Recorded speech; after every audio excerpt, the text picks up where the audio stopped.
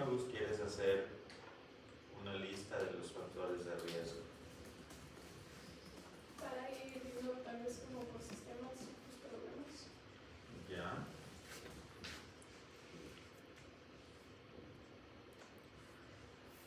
¿Alguien más?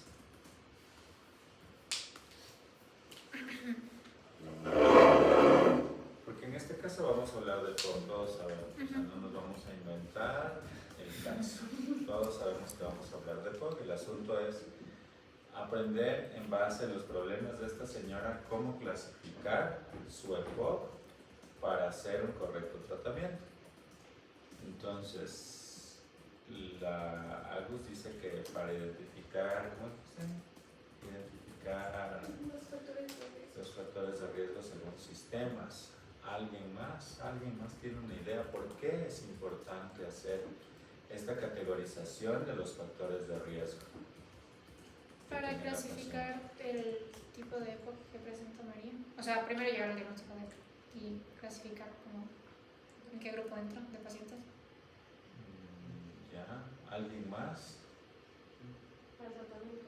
¿Ah? Para el tratamiento del EPOC. Para el tratamiento. Para ver la etiología de dónde, por qué le dio EPOC. Exacto. Entonces, lo primero que nosotros tenemos que hacer frente a un paciente con síntomas respiratorios crónicos es identificar cuáles son los factores exposicionales del paciente, ¿sí? Les cuento que en neumología el 100% de los pacientes dicen que vienen por tos, por flema y por expectoración. Y claro, ¿por qué viene por todo? Porque estoy con tos, porque me canso y porque estoy botando flema. Y entonces tú como neumólogo te quedas así como que, ¿y ahora? O sea, tengo 80 patologías que me producen tos, flema y expectoración.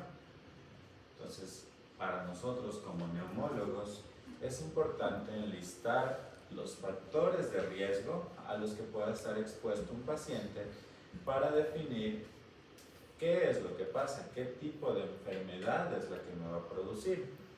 Entonces, acuérdense de que yo siempre les hice el grafiquito de que tengo enfermedades del espacio aéreo y tengo enfermedades del intersticio, ¿sí? Entonces, de esa manera yo puedo conocer o inferir si va a ser una enfermedad del espacio aéreo o una enfermedad del intersticio, ¿sí? Ahora, ¿cuáles son los factores de riesgo que tiene esta paciente? Fumadora. También La edad. los textiles. Exposición a textiles. Bueno, aquí ya nos calculó el índice tabáquico, pero ¿sí se acuerdan cómo se calcula el índice tabáquico?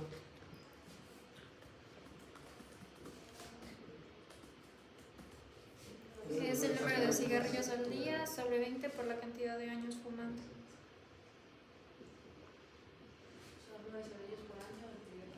Sí, Ajá. eso. Es que estaba tratando de ver si es que aritméticamente el cambio que yo hizo funcionaba, pero no. El número de cigarrillos por el número de años dividido para 20. ¿Por qué? ¿Por qué dividido para 20? Porque eso es lo que viene en una Eso es lo cajetilla. que viene en una cajetilla, ¿sí? Entonces el número de cigarrillos por el número de años dividido para 20. Eso no se tiene que olvidar jamás. Pero Porque lo que dije mal es el número de cigarrillos. dijiste el número de cigarrillos, ¿cómo? El número de cigarrillos dividido para 20 por el número de años. Sí, sí, pero... No, sí da lo mismo, pero me refiero a que si es el número de cigarrillos diarios. Sí, el número de cigarrillos diarios. Ah, ok. ¿Sí da lo mismo? Sí. Pero es por el número de años que ha fumado.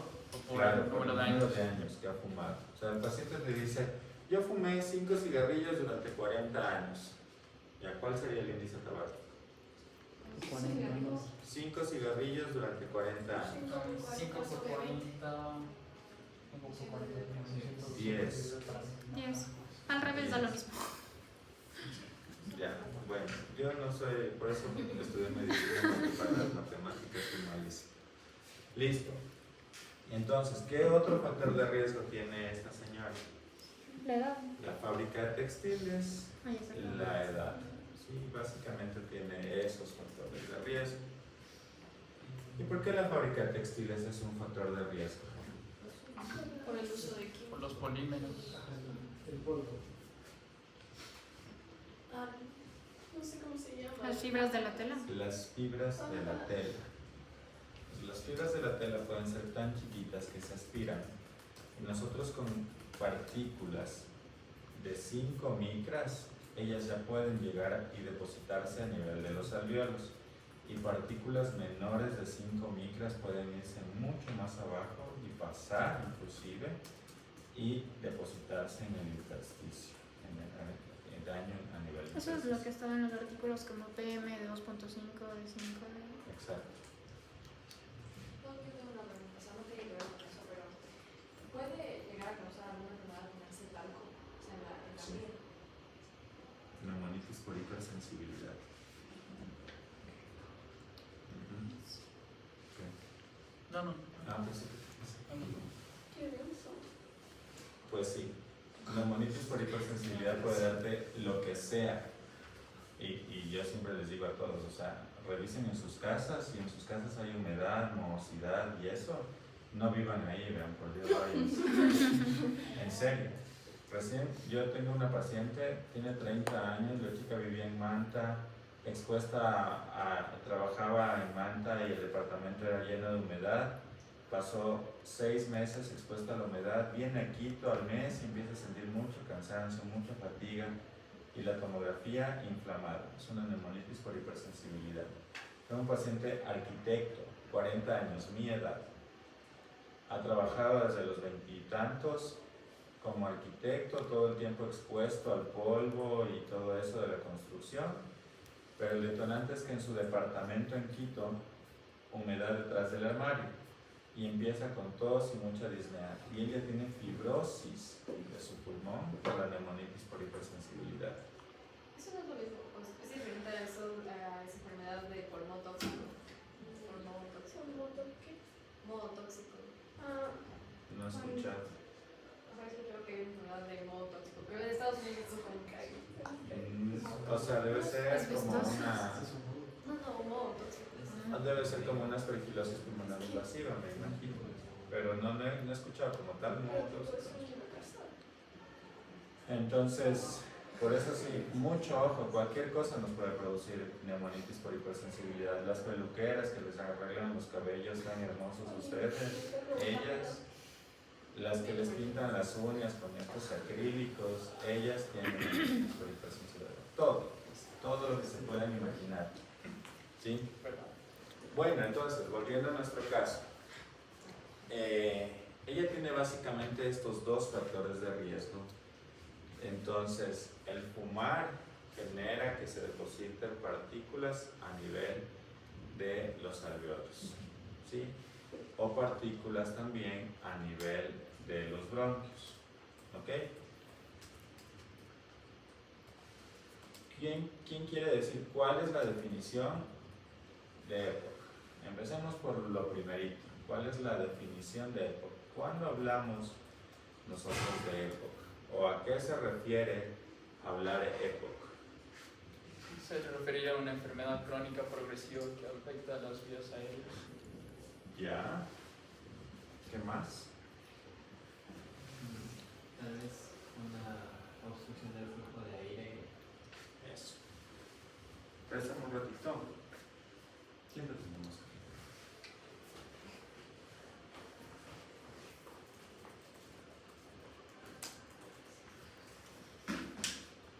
Primero, que es una enfermedad crónica de las vías aéreas, ¿sí? Tanto a nivel de bronquios como a nivel de alvéolos, ¿sí? Es una enfermedad crónica que está caracterizada por obstrucción del flujo aéreo. ¿Qué quiere decir esto? Que va a entrar aire, ¿sí? El aire se da la vuelta aquí, pero esto está tan inflamado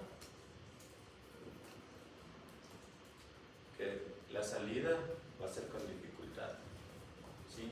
Entonces eso significa obstrucción del flujo aéreo. ¿Por qué se da esa obstrucción? Porque se pierde el mecanismo de distensibilidad. del alveolo, ¿sí? Porque se obstruye el bronquio. Y básicamente esas son las dos condiciones que se producen para que se genere esa obstrucción del flujo aéreo. ¿Qué más podemos hablar en la definición? Más que todo, tomar en cuenta que EPOC se debe a, por así decir, dos razones en específico, que es la bronquitis crónica y el enfisema. Ese realmente es un concepto viejo. Si tú ya no lo categorizas tanto como bronquítico crónico como enfisema, porque se dice actualmente que esos cambios de bronquitis y de enfisema están en relación a cambios histopatológicos más que a cambios clínicos, ¿sí? Entonces, si bien es cierto la definición, ¿cuál es la guía madre del manejo de la EPOC? Es la guía GOLD, ¿sí? Esa es la guía madre, y yo siempre a todos los estudiantes les he dicho, antes de graduarte tienes que haberte leído una versión de la guía GOLD, si no, no te puedes graduar. Es necesario hacerlo, ¿sí? Cada año se actualiza, pero se actualiza con cosas muy chiquitas. Entonces no hay mayores cambios, que por último al inicio dice los cambios importantes, y ya te lees eso y ya sabes que el resto sigue igual, sigue siendo igual. Pero deben leerse esa guía, ¿sí? Antes de acabar esta semana ya tienen que haber acabado de leer esa guía. Hay la versión Pocket, que tiene menos hojas, más resumida, les recomiendo busquen esa, la versión Pocket, que está bien para que conozcan.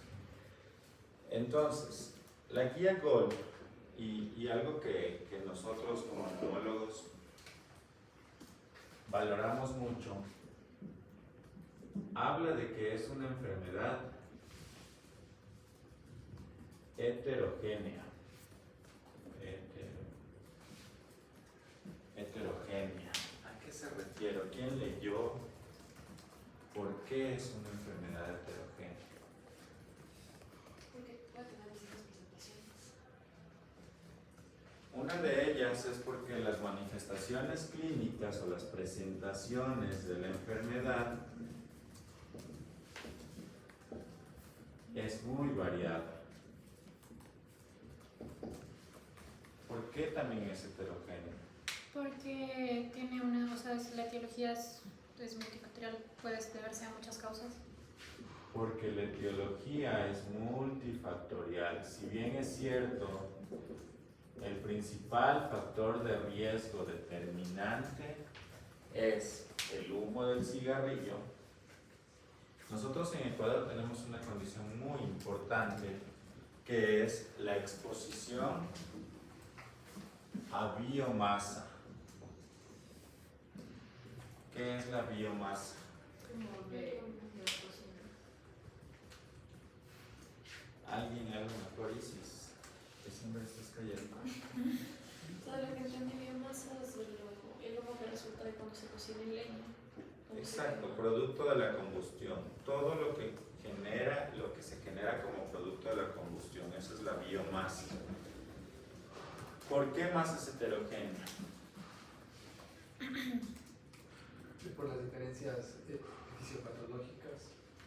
Por los cambios fisiopatológicos que se pueden producir.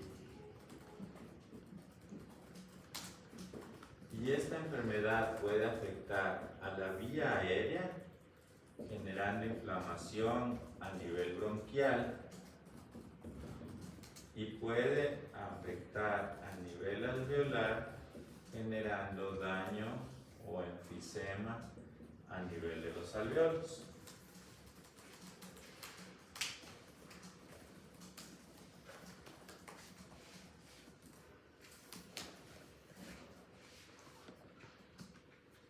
¿Qué más?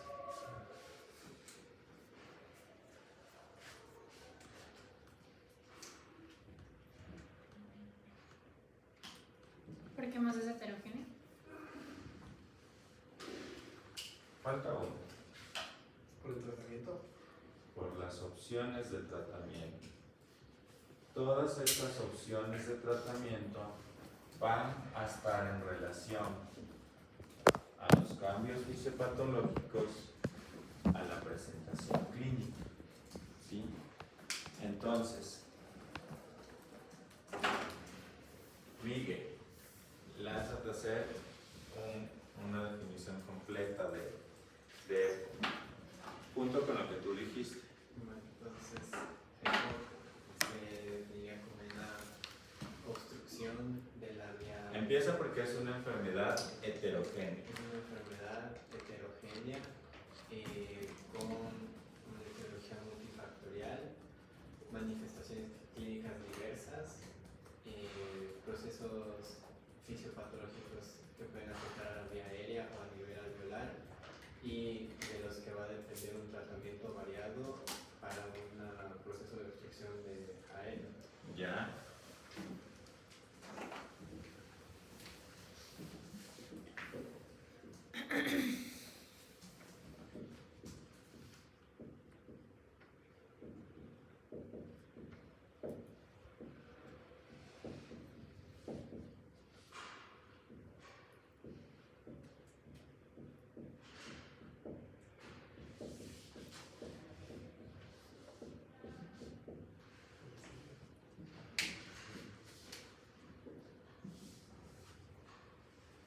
Esto es lo más importante y de esto es lo más importante. ¿Sí? O sea, la EPOC es una enfermedad heterogénea caracterizada por una variedad de síntomas generados en cambios fisiopatológicos a nivel de la vía aérea que pueden producir daño a nivel bronquial o daño a nivel alveolar, y que produce obstrucción de tipo no reversible.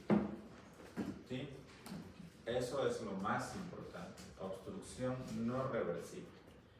Si nosotros queremos hacer un diagnóstico diferencial de EPOC, ¿con qué enfermedades haríamos diagnóstico diferencial? Yo, no sé si bronquitis porque es causada por el EPOC. O con asma podemos hacer. Asma. Y de hecho, la diferencia con asma es que el asma produce obstrucción bronquial, pero es reversible.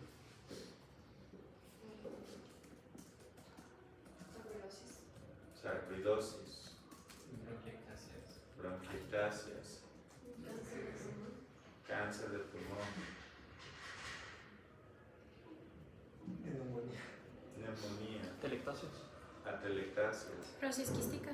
fibrosis quística, No me ganan fibrosis pulmonar, fibrosis. Sí, entonces tenemos una variedad de enfermedades con las que tenemos que hacer diagnóstico diferencial. Pero la principal de todas ellas es la que dijo la Agus, que fue la primera, el asma, porque el asma es obstrucción, ella sí es obstrucción completa, ¿sí? Pero es reversible, esa es la diferencia, ¿sí? Ahora,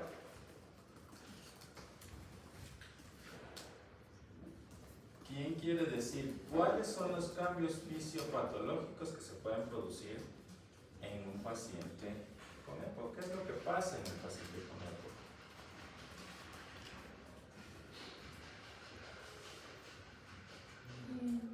O sea, depende porque hay primero ciertos casos, como por ejemplo, si tomamos en cuenta factores genéticos o factores de riesgo como tabaquismo o deficiencia de alfa-1 antitripsina. O sea, se podría empezar por ahí, porque lo que caracteriza es que una persona al fumar, por así decir, aumenta la vía del complemento y eso aumenta los neutrófilos. Y los neutrófilos me parece que aumentan algo que se llama la elastina. Elastasa.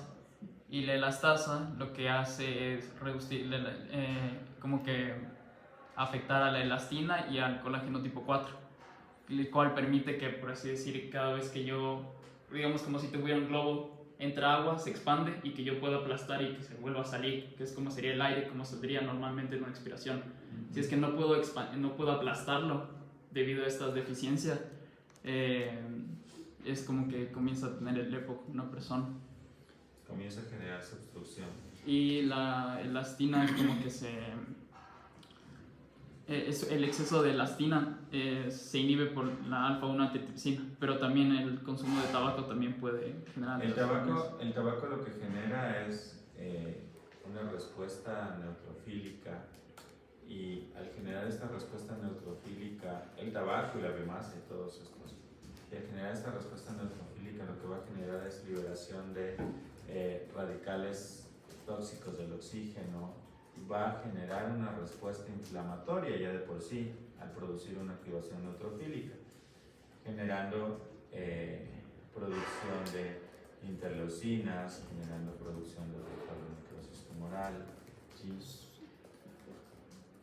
O sea, creo que todo lo que dijo Oscar se podría resumir como un proceso inflamatorio crónico en las vías aéreas que lleva a una remodelación también de las vías aéreas. Entonces todo lo de la activación de las células inmunes por parte de como que cuando ingresan estas partículas nocivas, toda la cascada inflamatoria, y ya en la remodelación que haya una hipertrofia de la musculatura lisa bronquial, también hipersecreción mucosa, todo esto como que sigue contribuyendo a que disminuya el calibre de las vías aéreas, y esta es la parte obstructiva de la enfermedad. Entonces eso es lo que va a generar esa obstrucción a ese nivel bronquial. Entonces justo lo que tú dijiste, que acuérdense que aquí yo tengo células. Estas células primero van a producir moco, y ese moco va a obstruir esto, sumado a la inflamación que se produce a este nivel. Si bien es cierto, aquí también tengo componentes elásticos a nivel bronquial, pero donde más componentes elásticos tengo es a nivel del alveolo. Entonces, como se dañan estos componentes elásticos y el pulmón pierde esa propiedad de elasticidad, es decir, no regresa a su forma habitual, el aire que intenta salir no va a salir y se va a quedar atrapado aquí. Entonces, básicamente eso es lo que genera, lo que va a generar mis dos problemas en el paciente EPOC: inflamación bronquial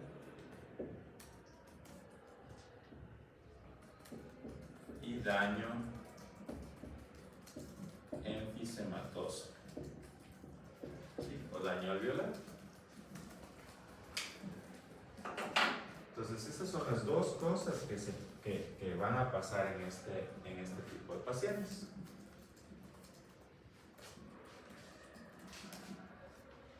Precisamente estos cambios fisiopatológicos son los que nos han llevado a hablar de lo que se conoce como fenotipos.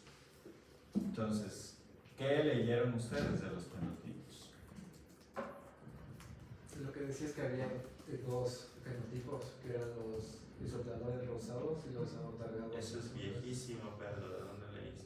De West. West. Eso es viejísimo.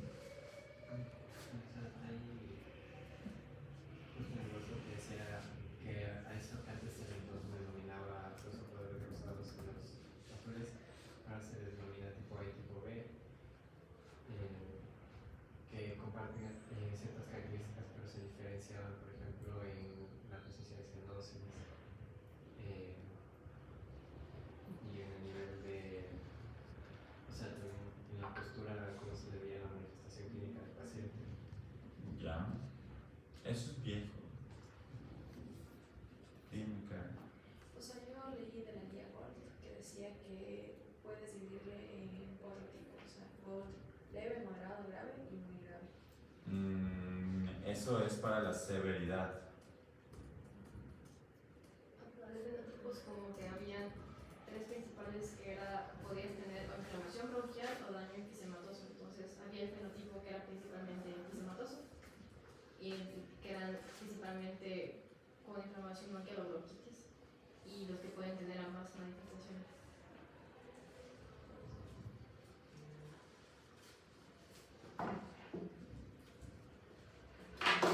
¿Quién más? ¿Alguien leyó algo más?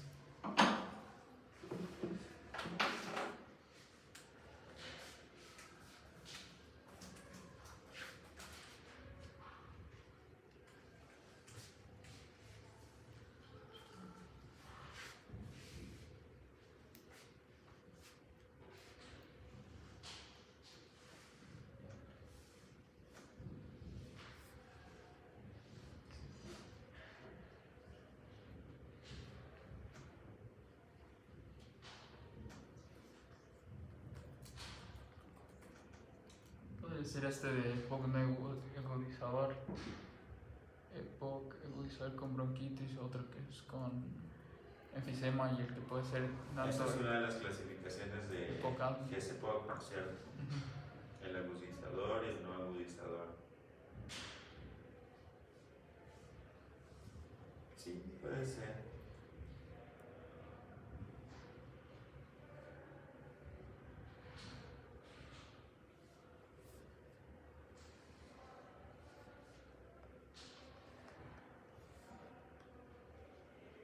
¿Alguien algo más?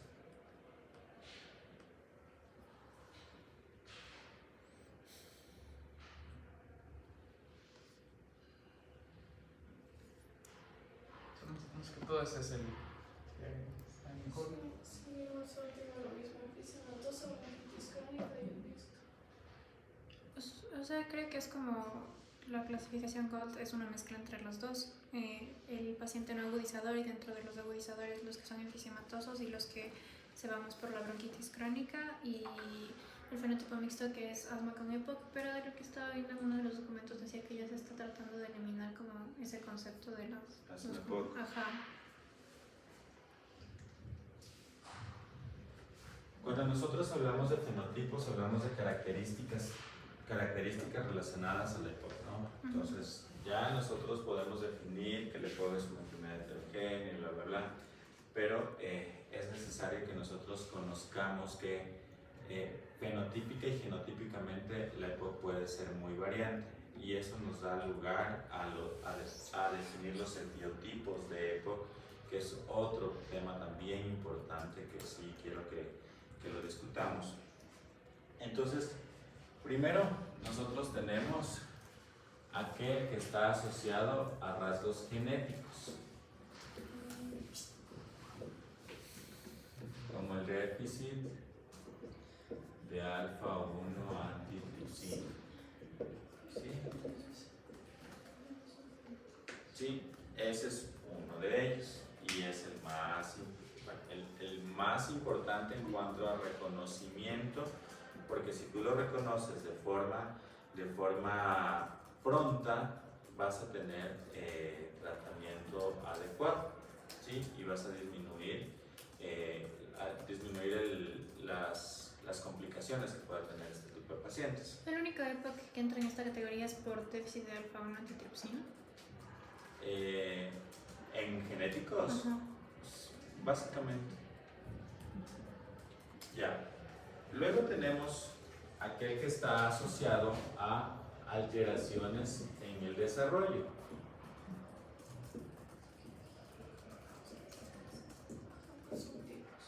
Esto más que todo, más que una asociación fenotípica, es para establecer factores de riesgo, ¿sí? Prematurez, infecciones, incluso aquí está. Básicamente son esas las condiciones, bajo peso al nacer, que pueden llevarnos a estas alteraciones que generen, ¿sí? De ahí tenemos las medioambientales. Entonces, esto es lo más común: tabaco, biomasa, exposición laboral.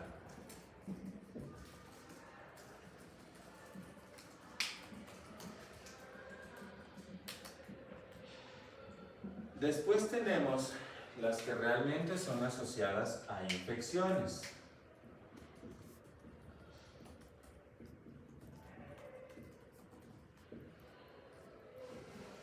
Y estas básicamente están asociadas a enfermedades como tuberculosis, por ejemplo, las secuelas post-tuberculosis.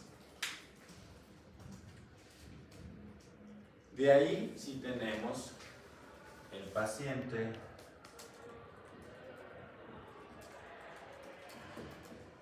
EPOC asma, que intenta ahora llamárselo como un síndrome de solapamiento.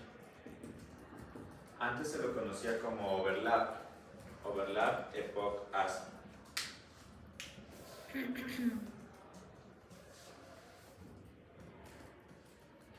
Entonces, cuando nosotros conocemos esta taxonomía o estas alteraciones que van a producir alteraciones fenotípicas o ciertas características, por ejemplo, y ahí sí vamos a hablar, el alfa-1-antitripsina habitualmente lo que me va a producir es cambios enfisematosos, es decir, lo que va a hacer es producir daño alveolar, ¿sí? Las alteraciones en el desarrollo lo que me va a producir es cambios o alteraciones a nivel alveolar. El tabaco me va a producir más daño a nivel bronquial. La biomasa, daño a nivel... No, perdón, el tabaco es alveolar.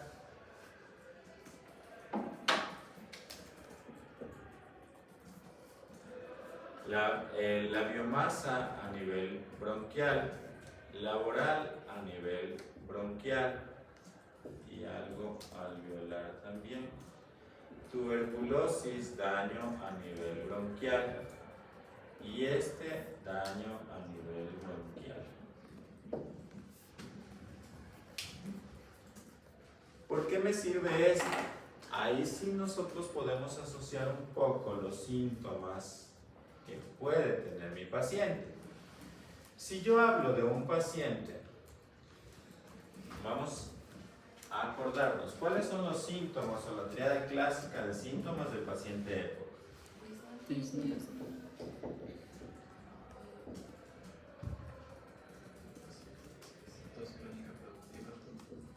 Tos. ¿Alguien dijo por ahí? No. Acidosis. Alguien dijo con E. Expectoración.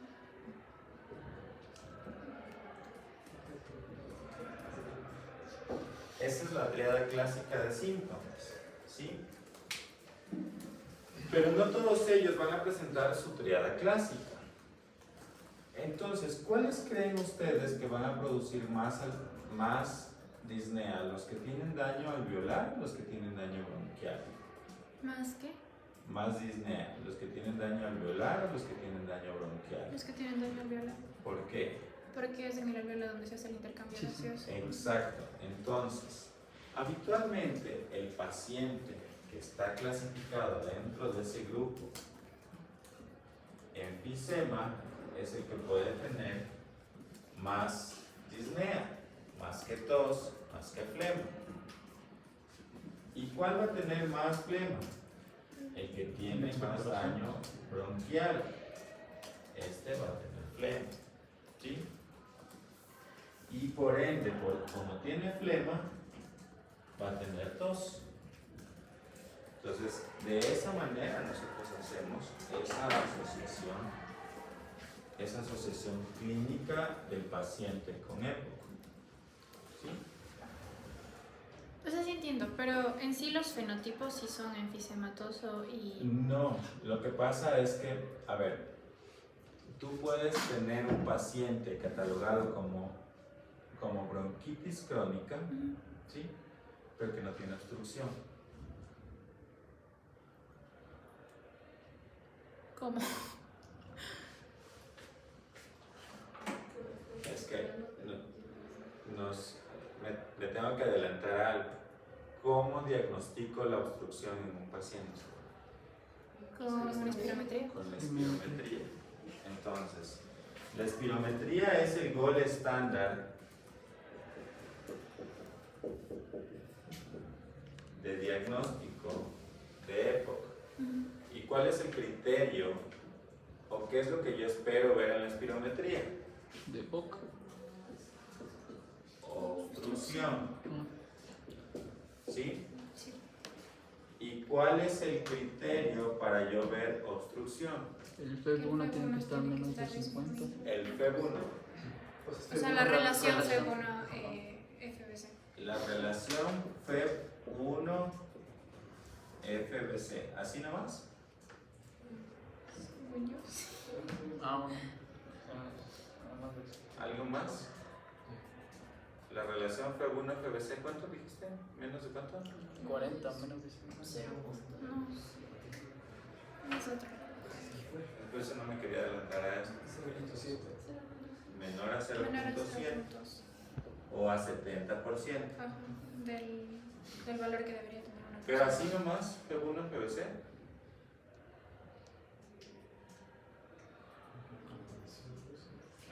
O sea, si hay otro. Abran su guía y vean cuál es el criterio de diagnóstico. Y digan lo que yo espero encontrar. Cuando tú haces una espirometría, tú haces una espirometría basal sí, y sí. haces una espirometría con Es- prueba broncodilatadora. Para EPOC tiene que ser post-broncodilatador. En la prueba post-broncodilatadora verán que esto mismo se sabe enjalar. Verán que es en prueba post-broncodilatadora, menos de 0.70. Entonces, de esta manera yo determino obstrucción. Y yo digo, el paciente tiene EPOC. ¿Sí? Tú puedes tener un paciente, me voy a inventar que es un paciente con secuelas de tuberculosis. ¿Sí? Tiene inflamación bronquial, tiene daño bronquial, produce moco y bota flema. ¿Sí? Le haces una espirometría, pero su espirometría no tiene este criterio. Entonces no hace poco. ¿Sí? Y por más que tenga bronquitis crónica, no hace poco. Sí, yo entiendo eso. Pero lo que pasa es que, o sea, tú nos pusiste como fenotipos genéticos de alteraciones en el desarrollo, medioambientales de infecciones y el overlap. Pero esas son las etiologías, porque fenotipo como tal es la presentación La clínica. presentación clínica, Claro. por eso te dije, nosotros tenemos que ir entendiendo desde esto para definir que la presentación clínica está en relación A con la daño etiología. alveolar o con daño bronquial, no con fenotipo bronquitis crónica o fenotipo enfisema. Sí se puede considerar como fenotipos, sí, no te estoy diciendo que no, pero es importante que tú hagas esta relación, porque tú puedes tener un paciente de bronquitis crónica sin obstrucción y no ser EPOC, o puedes tener un paciente enfisematoso sin obstrucción y no ser EPOC. ¿Sí? No sé si queda claro eso.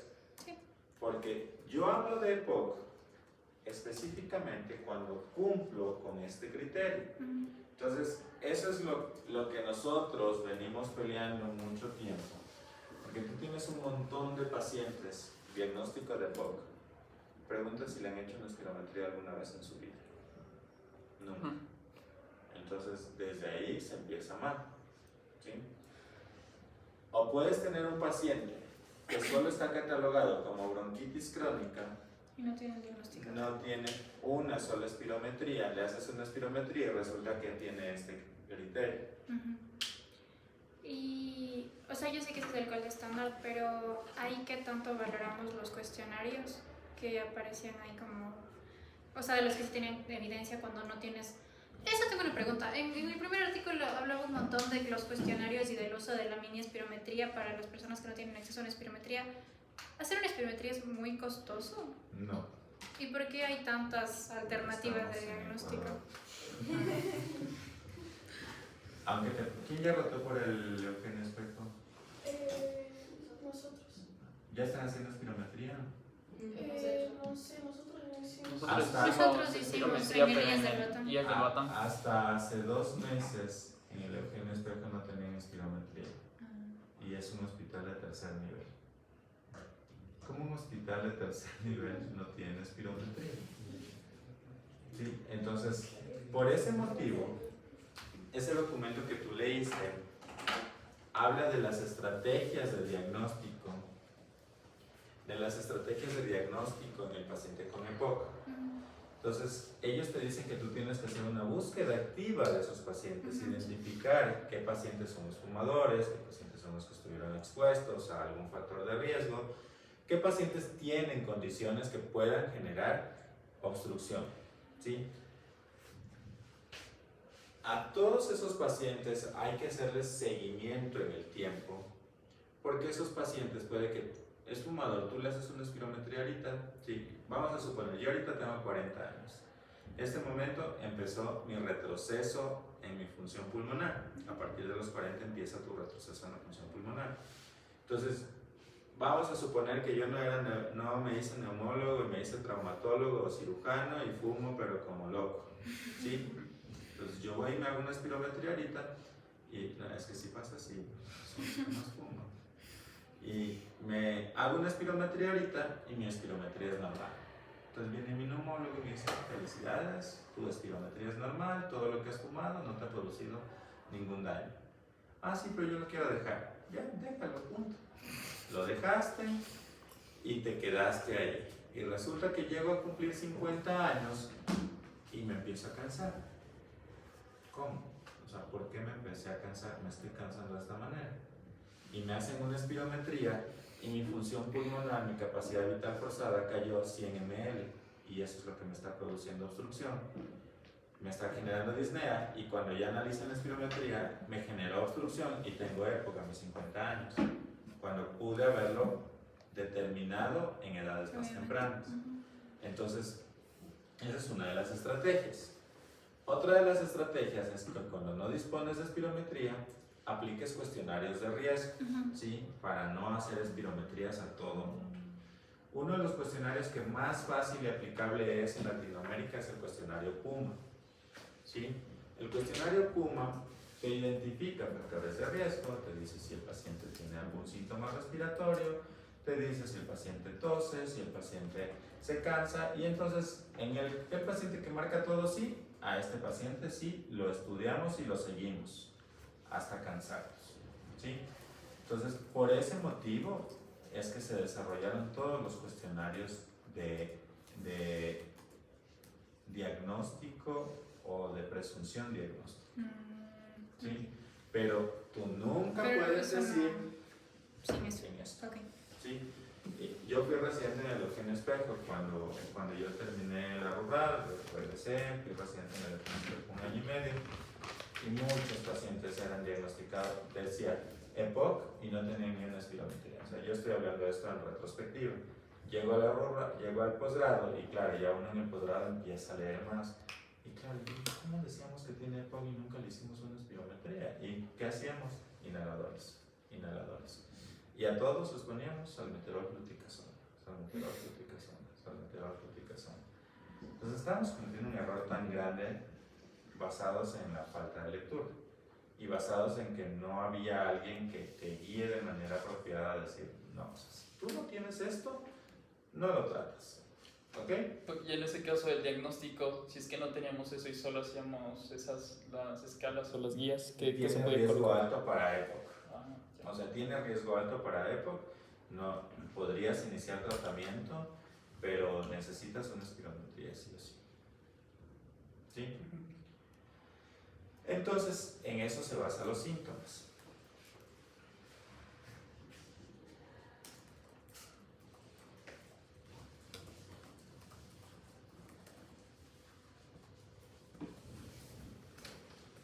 Ahora,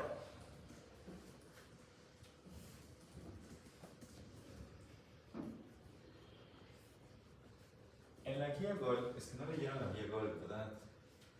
Sí, ya. En la guía GOL, o mejor dicho,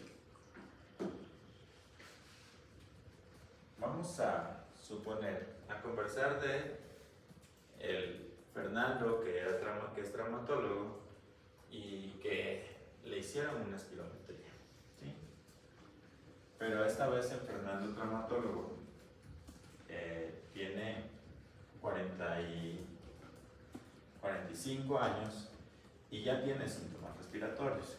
Tiene tos, tiene flema, se cansa un poco y se hace su espirometría. El neumólogo le dice, no tienes EPOC. No tienes EPOC porque tu espirometría está normal. Basado en eso, muchos estudiaron cómo categorizar a estos pacientes que tienen riesgo de hacer EPOC y a quienes hay que tratarlos. Y se colocó algunas definiciones.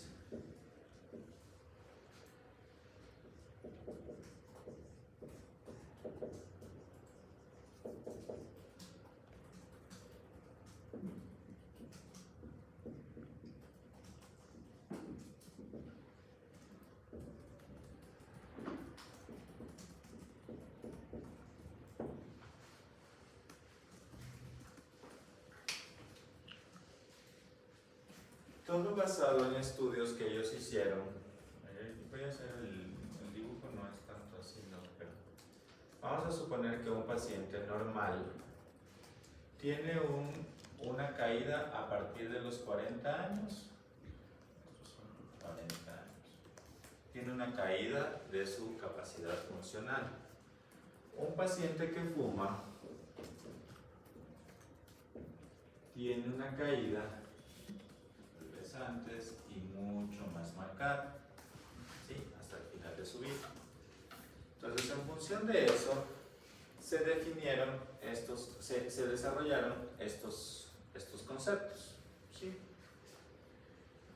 Cuando hablamos de POC juvenil, realmente es aquel paciente que tiene incluso menos de 40 años y que ya desarrolla obstrucción. Entonces, este está específicamente en relación a aquel paciente con déficit de alfa-1 antitripsina. ¿Sí?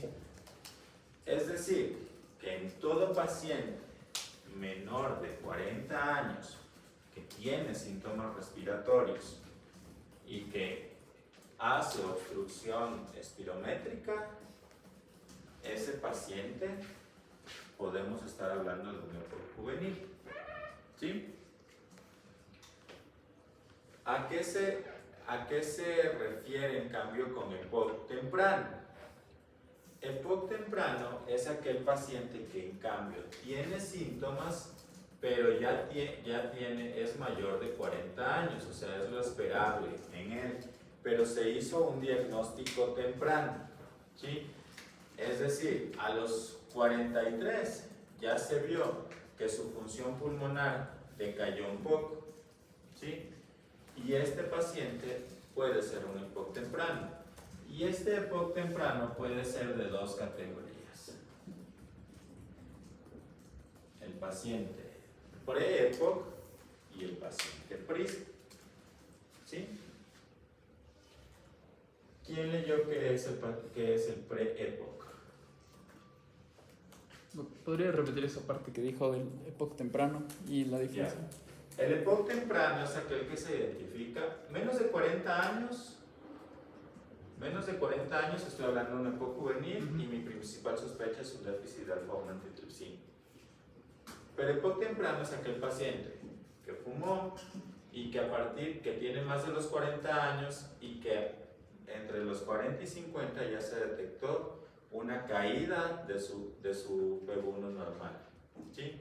Es decir, él venía normal, venía fumando todo este tiempo y a los 40 años se ve que empieza a caer. ¿Sí? No hace obstrucción todavía. ¿Sí? Aquí no hay obstrucción, solo se ve caída. Entonces, este paciente se categoriza como pre-EPOC o como paciente PRISM. ¿Sí? ¿A qué se refiere el pre-EPOC?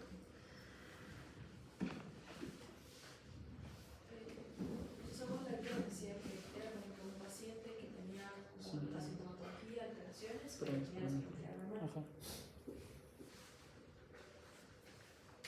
Primero es un paciente que no tiene obstrucción. No, más bien. Para que no se confundan con eso. Es un paciente que tiene una espirometría normal. Pero este paciente tiene factores de riesgo, tiene síntomas y tiene cambios en imagen. ¿Por qué se hizo esa definición? Porque inclusive en pacientes no considerados como EPOC temprano, hay pacientes que tienen todo esto y no hicieron síntomas, ¿sí? No hicieron obstrucción, su espirometría es completamente normal y se les dejó de lado y no se les trató. Y esos pacientes llegan a los 2-3 años completamente afectados en su sintomatología, muy sintomáticos. Entonces, para evitar que pase eso, se definió este concepto de pre-EPOC Y a esos pacientes se los empezó a tratar como pre-EPOC. Ahora, fácilmente ustedes me pueden decir, pero este es un paciente bronquitis crónica, ¿no es cierto? ¿Sí o no?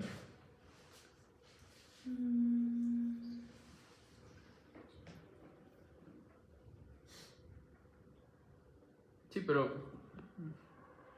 justamente habíamos conversado de que si es que no tenemos una espirometría que tenga tales valores, no podemos igual considerarlo EPOC. Por eso, vamos a suponer que le hiciste a este paciente una espirometría, que es normal, porque tiene síntomas y tiene factores de riesgo. Fácilmente se le puede llamar bronquitis crónica. Yo tengo una duda, no sé qué tan importante sea el patrón de la imagen, porque, o sea, puede ser un pre-EPOC, pero ahí nos vamos como que al lado de los fenotipos, o sea, creo que hay como... Sí, Ajá, exacto. por eso. O sea, los cambios en la imagen que se pueden presentar son El enfisema o el engrosamiento o bronquial. engrosamiento bronquial. Bien, Ana. Sí. Entonces, tú vas a tener un paciente, vamos a obviar que es cambio enfisematoso en la imagen, Ya. pero tiene factores de riesgo. Estuvo expuesta a biomasa toda su vida. Está que tose y bota pleno y tiene engrosamiento bronquial. Tú lo puedes categorizar como un bronquítico crónico, sí o no a este pre. Para hacerles más fácil, ¿cuál es la definición de bronquitis crónica? Inflamación más incremento de la secreción. ¿Es esto de que es por 2 años o por 3 Es. años? Por el tiempo. Sí, es por el intervalo de tiempo. Todos productivos durante persistente por 3 meses, en un periodo de al menos 2 años. Más de 3 meses No, pero- por 2 ocasiones en los últimos 2 años. Así Dos es, ¿no? ocasiones. De 2 ocasiones, no. A ver. Sí, por 2 ocasiones en el último año. Es decir, tuvo 2 episodios de más de 3 meses en el último año y ha tenido así durante los 2 últimos años. Algo así es. No me acuerdo bien, se me fue también la idea. Espérate, la reviso. Tos y sudoración presentes la mayoría de los días durante al menos 3 meses en un año y que se repite por 2 años consecutivos. Eso, entonces sí estaba bien. Entonces, esa es la definición de bronquitis crónica. Pero este paciente necesariamente no tiene esto. ¿Sí? Entonces, por eso se hace esa diferenciación. ¿Y cómo sería la cronología de la pre-EPOC? O sea, es igualito que un EPOC. Hace inflamación bronquial, hace afectación neutrofílica. No sé, pero, o sea, ¿cómo distingo la pre-EPOC de bronquitis crónica en el tiempo? Porque la pre-EPOC me imagino... La pre-EPOC no tiene esto. O sea, es un paciente que llega con tos que te dice, ¿sabe que estoy tosiendo en el último año? Me estoy cansando mucho y estoy tosiendo y botando flema. ¿Cuánto tiempo lleva? 1 año. Ya, le voy a hacer su espirometría. Su espirometría salió normal. Ajá. Sí, es normal, pero tiene todo esto pre-EPOC. Ah, ok. Ah, ¿Sí? Y si viniera por 2 años, Y si viniera más de 3 meses por 2 años, más de 3 meses por 2 ocasiones en el último año, por 2 años consecutivos, digo es un bronquítico crónico. ¿Sí? y el bronquítico crónico se clasificaría En nada, en bronquitis crónica. Ay, pero y en ese no entraría en eso. No entraría en eso. Solo es definición nada más. ¿Sí? Porque después vamos a hablar que al final el tratamiento puede ser igual. ¿Sí? Igual en un pre-EPOC, igual en un bronquítico crónico. Pero es solo definición. ¿Y a qué se refiere el prisma? Ese es solo creo que es la velocidad de elección normal. El prisma significa que el paciente que puede tener los síntomas, pero lo importante es que va a tener una alteración espirométrica. ¿A qué se refiere eso? Hablamos que obstrucción está netamente relacionada al FEB1-FBC en prueba postbroncodilatadora, ¿sí? Esto es una alteración espirométrica, ¿sí? Pero en el prisma esto está normal, ¿sí? Pero el FEB1 puede estar disminuido o la FBC puede estar disminuida, ¿sí? Es decir, yo puedo tener una alteración de estas, pero mi relación seguir siendo normal. Y ese es el definido como prisma.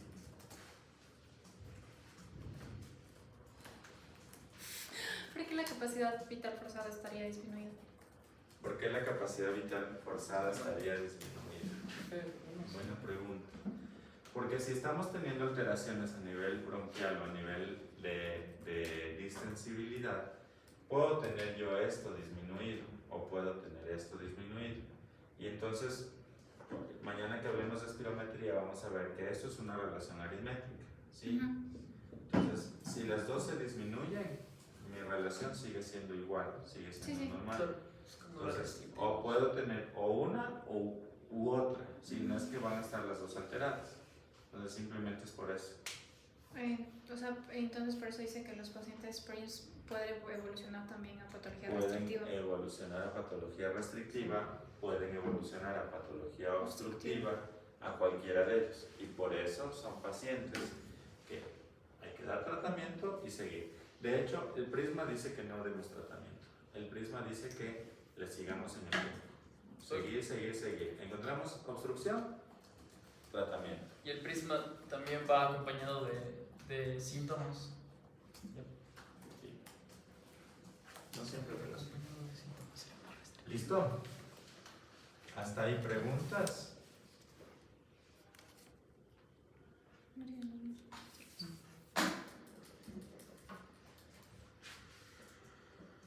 Ah, sí, la curva no entendí. Lo de los no fumadores es de la época juvenil. ¿O cómo es? No entendí el gráfico. No, la curva solo hice normales y fumadores. Ya. Solo para que lo entiendan ok. un poco. En el normal yo tengo una caída, ¿sí? Ujú. Pero en el fumador yo tengo una caída mucho mayor. A partir de los 40 yo voy a tener. Incluso se habla que en los fumadores a partir de los 35 años ya empieza a haber caída, ¿sí? Y simplemente era para demostrarte que conforme va cayendo, esto puede ya seguir normal, pero yo ya estoy viendo que está cayendo y que tengo que seguirle a ese paciente. Ok.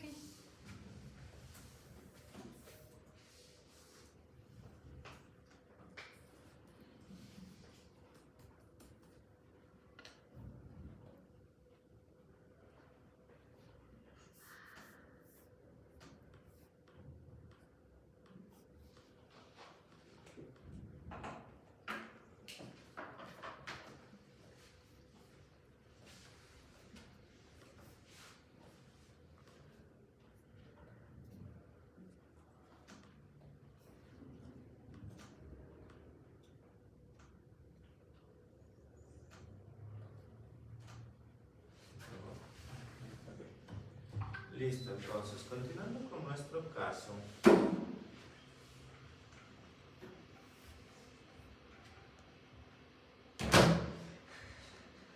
Qué susto.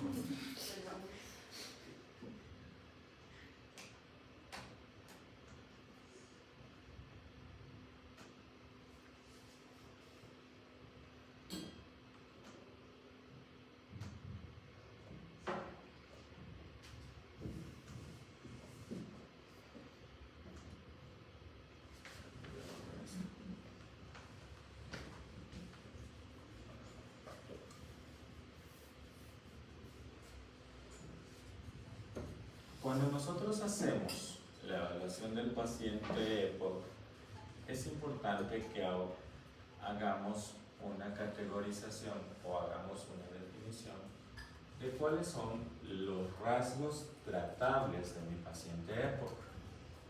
Entonces, ¿a qué se refieren los rasgos tratables?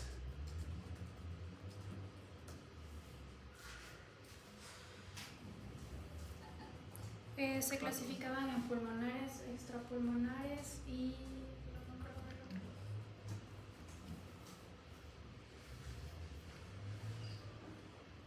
Pero lo que decía es que te puedes como que enfocar en los síntomas específicos del paciente en vez de mandarles como que una terapia que va escalando a todos, porque no a todos les va a funcionar lo mismo según el patrón que tengan.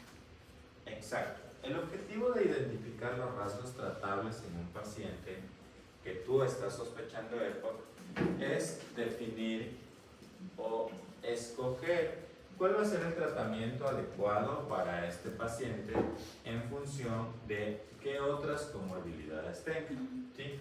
Entonces, precisamente, los rasgos tratables salen a la luz con la definición del comorbidoma, ¿sí? ¿A qué se refiere el comorbidoma en EPOC? Un gran estudio hecho en el 2007, si no estoy mal, agrupan cuáles son las enfermedades que tienen más asociación al paciente con EPOC y cuáles son las enfermedades que generan más morbilidad y mortalidad en el paciente con EPOC. Entonces, ¿cuáles creen ustedes? Van a decirme una cada uno. Son como 200 enfermedades. Unas menos importantes, otras más importantes y otras generan más mortalidad y otras generan más morbilidad. Pero no vamos a obviar eso y vamos a señalar enfermedades que tenemos que tomar en cuenta en un paciente con EPOC. Isis. Diabetes. Diabetes, ya bien. Adicción tabáquica. Adicción tabáquica. Adicción tabáquica, bien. Hipertensión pulmonar. Hipertensión pulmonar, súper. Es una de las principales y que más morbilidad da al paciente con EPOC. Insuficiencia cardíaca. Insuficiencia cardíaca, la más asociada. Con cada exacerbación, la fracción de eyección disminuye. Y por eso en todos los pacientes exacerbadores que identificamos como fenotipos exacerbadores que nos hablaba el Oscar, es importante que nosotros hagamos ese estudio cardiológico después. Entonces todo esto nos sirve para saber qué es lo que vamos a pedir en Doña María de 62 años. Enfermedad coronaria. Enfermedad arterial coronaria, definitivamente. Trombosis venosa profunda. Sí, pero no es tan importante. Está alejada del eje de EPOC. Apnea de sueño. Apnea de sueño. Asociación EPOC y apnea de sueño es súper importante porque genera mal control de síntomas, sobre todo enfocados en la disnea. Puede ser los dos extremos, o obesidad o caquexia. De hecho, mi tesis justo fue de EPOC y estado nutricional. Y de todos mis pacientes de Eugenio Espejo que ya tenían espirometría cuando ya acabé el posgrado, porque me dediqué a hacerles espirometrías, y sí teníamos una alta tasa de EPOC, el 40% eran obesos y el 60% eran caquéticos. Imagínense. Y la función pulmonar empeora en aquellos pacientes que tienen bajo peso. Empeora mucho más. ¿Por qué creen? ¿Qué creen que pase en esos pacientes que son flacos? Una capacidad muscular también de... Eso no tiene músculo. No tienen músculo que les ayude a respirar. Entonces, a esos pacientes había que hacerle seguimiento nutricional. Entonces, no solo ya enfocarnos en manejar la obstrucción, ya dañó. No solo enfocarnos en manejar la obstrucción, sino también en manejar eso. Entonces, el objetivo de esto es que si nosotros identificamos otras enfermedades, vamos a establecer riesgos que podemos identificar de forma temprana y poder tratar mejor a nuestro paciente. Entonces de eso vienen los rasgos tratables. Y lo que decía la Dana es que nosotros tenemos rasgos tratables pulmonares y extrapulmonares. ¿Cuáles son pulmonares, Dana? La inflamación bronquial, la eosinofilia, si no estoy mal. No me acuerdo. Hipersecreción mucosa. Ya. ¿Alguien más? ¿Leyó de los rasgos tratables?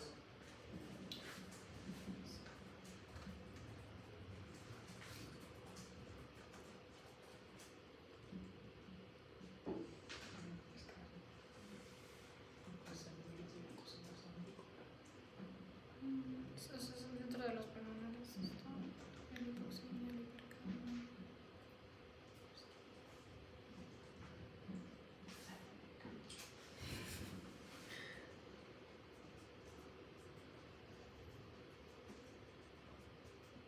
Oye, nos vamos a morir ahogados con dióxido de carbono. Qué Sí, fuerte. cierto. Pensé que yo era solo yo y él estaba de los errores. Sí, Estoy me como duele que la cabeza. estoy omnilada. Pensé que era solo yo y así, creo que yo estoy viendo medio asiático. ¿No? Es la muerte dulce ya. Vamos a terminar con EPOC. Era como para hacerlo más didáctico, ¿no? Para que tengamos la experiencia completa. Dios. Sí. Dije, yo le dije a ella, como que oye, nadie se da cuenta. No, yo sí me dije. Y se rieron de mí No decía cuando- nada porque porque soy olvidabas. medio pirata. Hay que aprender. Que nos ¿Será que ayude con prendemos? Y el ese ventilador no. Sí, Le va a dar en toda la cabeza.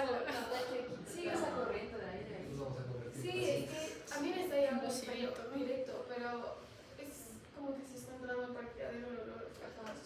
Sí, que ¿Será algo? Hay que tapar eso. O sea, es que es salida directa al parqueadero. Sí. Hay que tapar eso. Hay que tapar con Me va a periódico. tocar traer eso. ahorita está Hay que como decir. iluminada. Tipo, ajá, no puedo organizar y nada. Podríamos arreglar eso, sí. Ponerle, no sé, una cuerquita. Ya intentamos, justo. Entonces, ahí nosotros tenemos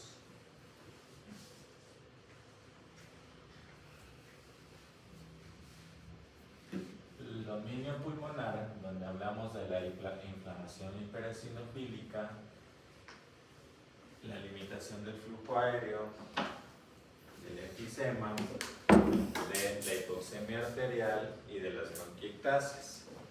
El dominio extrapulmonar, donde hablamos de la tolerancia al ejercicio, la intolerancia al ejercicio, la obesidad y la caquexia, reflujo gastroesofágico como enfermedades que nos empeoran, ansiedad y depresión, y factores del comportamiento de vida como el fumar, una mala técnica inhalada, no adherencia al tratamiento y ¿qué dice?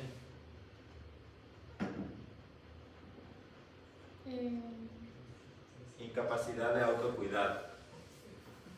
Entonces, ¿para qué nos sirve esto? Para que nosotros podamos determinar hacia dónde enfocamos el estudio de ese paciente con EPOC. Llegar al diagnóstico, facilito. Ustedes ya llegaron al diagnóstico, facilito. Tose, bota flema, se cansa, le hago una espirometría, una relación FeB1-FbC menos de 70, tiene EPOC. Punto. ¿No es cierto? Tenga su seretide que daban antes, y todavía hay algunos que tengan su seretide, y ya. Pero nunca le estudiaron a ese paciente qué cantidad de eosinófilos tiene en sangre periférica para saber si es que se beneficia o no de uso de corticoides inhalados. No le hicieron una espirometría para saber qué grado de obstrucción tiene. No le hicieron una tomografía ni una DLCO para saber qué grado de atrapamiento aéreo tiene. No le hicieron gases arteriales para saber si es que el paciente necesita oxígeno. No le hicieron tomografía para ver si es que es un paciente con broncorrea por sus bronquiectasias, ¿sí? Entonces, de ahí la importancia de determinar qué exámenes voy a pedir. ¿Listo? me dolió la cabeza. ¿Sí? Listo. Entonces, esta es nuestra Doña María. Nuestra Doña María que tiene 62 años, que fuma 45 paquetes año, que trabaja en una fábrica de textiles, 2 años de disnea, inicialmente a grandes esfuerzos, ahora a medianos esfuerzos, tos matutina, crónica, con expectoración blanquecina, 3 episodios de bronquitis en el último año que requiere antibióticos, y en el último mes, mayor fatiga y limitación para las actividades domésticas. Listo. ¿Qué le van a pedir para mañana, doña María? Espirometría. Listo. Primer examen que le van a pedir es una espirometría.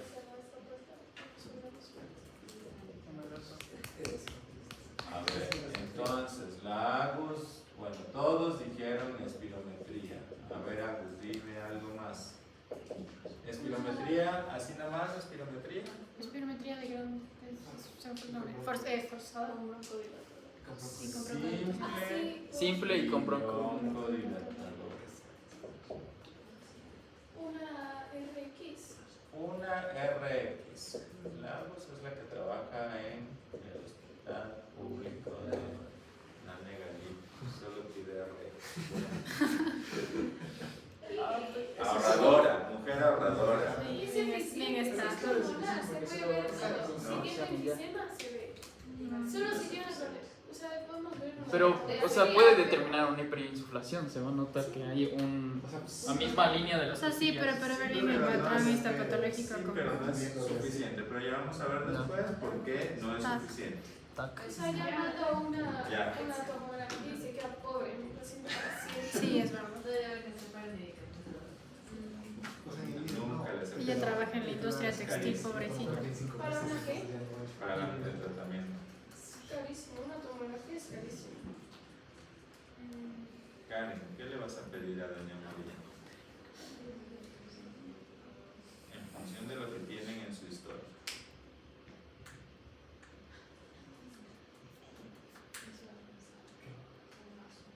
Una muestra de esputo, o sea. Esputo. ¿Qué le pedimos? ¿Cultivo? ¿Qué nomás? ¿Qué no es bacteriano? Pero es que dice. Dice toxina con expectoración medicina. Ah, no. Yo sí le pediría un cultivo. Pues que sí, porque tuvo antibióticos. Bien, Agus. Yo tengo una pregunta. ¿Cómo fueron los episodios de bronquitis? O sea, ¿qué sintomatología diferente a la que tiene ahorita presentó en esos 3 episodios? Mayor tos con flema. ¿Qué más puedes pedir? Ah, entonces sí vale pedir un cultivo de esputo y 1 gramo hasta que esté el cultivo, por si acaso. Ah, un gramo. Cultivo de esputo más gramo. Ya. Miguel, Sí. ¿En qué hospital estamos? ¿en qué hospital estamos? En el hospital USFQ. Ah, ya. Ah, ya.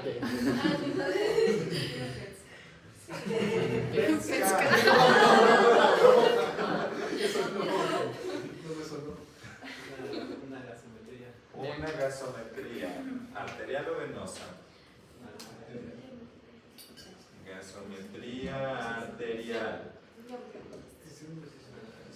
Carlita. La biometría hemática para buscar la densidad de Bien.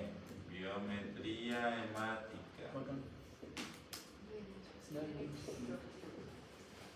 Pedro. Un ataque. Luego me tienen que justificar el por qué pides la TAC, ¿no? No es que solo pides por pedir. Ya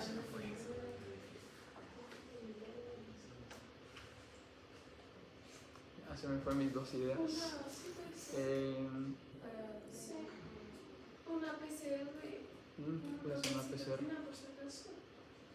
Con lo que toma antibióticos. Bueno, yo lo pongo, luego me justificas por qué no. Porque cuando te entregue los exámenes soy auditor y te voy a cobrar el porqué de los exámenes. Oscar. ¿Podría ser una procalcitonina? Ya me dijo la justo, ya no te. No sería importante tener los antecedentes patológicos personales de María. No. O sea, yo les vengo preguntando desde el comienzo. ¿Necesitan saber algo más de doña? Si es que de tiene... doña Pero es María? que eso no se supone que nos hace accidente, o sea, ¿no? Con los signos vitales y todo eso. En esta tenemos que APP, necesitar. AQX. Ajá, si es que tiene diabetes, hipertensión, antecedentes Si es que toma algún tipo patológicos de fármacos. familiares. Nos falta todito.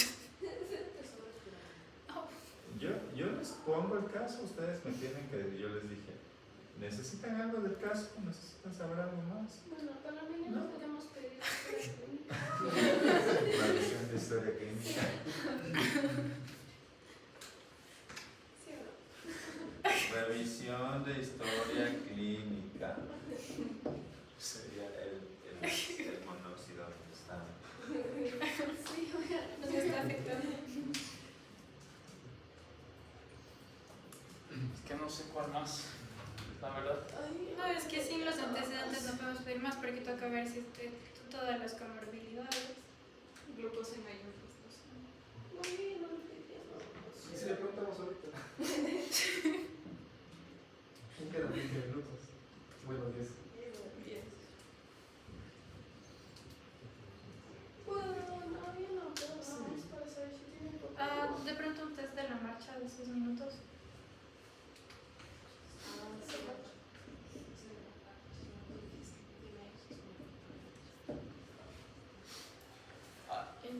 No hay por así decir, un examen diagnóstico que hace el propio paciente con respecto a sus síntomas o cuánto tiempo tiene. Eso estaba en una de las lecturas, pero no me acuerdo cómo se llama. ¿Qué cosa? Es un cuestionario que se hace en línea, que usualmente es como que se le entrega al paciente, pero no me acuerdo cómo se llama. No, yo nomás, es que sería pedirle un montón de exámenes por si acaso y no sabemos qué riesgos tiene, entonces Entonces, ¿quieren estos de le inicio? podemos preguntar primero y Sí, luego de vemos si le inicio, mandamos sí, los sí. exámenes. En signos vitales no se puede dar el índice Claro. de masa corporal. ¿De dónde vive? ¿Ahorita quieres? Si vienen con los signos vitales. Es que No, se las no, eso es en examen físico. Pero sí, Hoy debimos haber preguntado. peso y talla. Sí, Este dijo índice de masa corporal. preguntamos. Sí, yo creo que esos exámenes están bien. Nada más. Independientemente de lo que tenga, vamos a saber si tiene poco o no. Hipertensos, poco. Yo vi en la guía de LOL que decía que también tienes que evaluar el ritmo cardiovascular, pero para eso tendríamos que tener colesterol, presión arterial, según escala de Framingham. Ya encontré. Es el COPD Assessment Test que hace el propio paciente. COPD Assessment Test, el CAT. Ajá. ¿Se puede pedir ese o...? Tú le puedes preguntar al paciente. Eso no es como un examen. Porque cuando entré en la página es como que colocas lo que tú sientes y después como que tienes un formulario de impresión y le das. Tú le puedes preguntar al paciente. O sea, si es Cuando llega el paciente a mi consulta, yo le digo, o sea, yo ni veo nada, yo le digo, tosen del 0 al 5, ¿cuánto tosen? Me dice 3. Flema del 0 al 5, 3. Opresión en el pecho hay, no. Cansancio para subir cuestas del 0 al 5, 3. Hasta ahí van 9, ¿no es cierto? Para hacer las cosas en casa, ¿tiene alguna limitación? No, 0. Para salir solo de casa, ¿tiene alguna limitación? No, 0. ¿Tiene problemas para dormir? ¿Se levanta por falta de aire? Sí. ¿Cuánto le ponen? Un 1, 10. ¿La energía cómo está? Y lo que yo les digo, ¿batería llena o batería vacía? A medias, 3. ¿Cuánto tiene de CAT? 13 puntos. ¿Y ya? ¿Cuánto me demoré? ¿No? Es la escala más fácil. Y el asunto con cuando tú haces el manejo de EPOC, tú tienes muchas escalas para hacer, para evaluar enfermedad y estratificar enfermedad, que es lo que vamos a hacer la próxima semana. La próxima clase es esa cosa. La próxima clase y Claro, ustedes tienen que definir, estratificar, clasificar y estratificar riesgos. ¿Ok? Por eso digo, pidan todo. Como no pidieron nada de la historia, entonces van a hacer una revisión de la historia clínica el día de mañana y empezamos con la revisión de la historia clínica el día de mañana. Y luego no sé si pedimos algo más.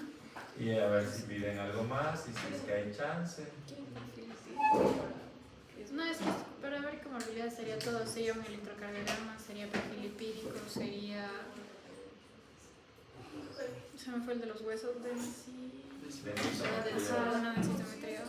Pero está too much. Igual glucosa en ayunas, hemoglobina glicosilada, sería todo. Cambio de doctor. ¿Qué? Si me mandan todo eso para solo ver si te va a Ajá, entonces no.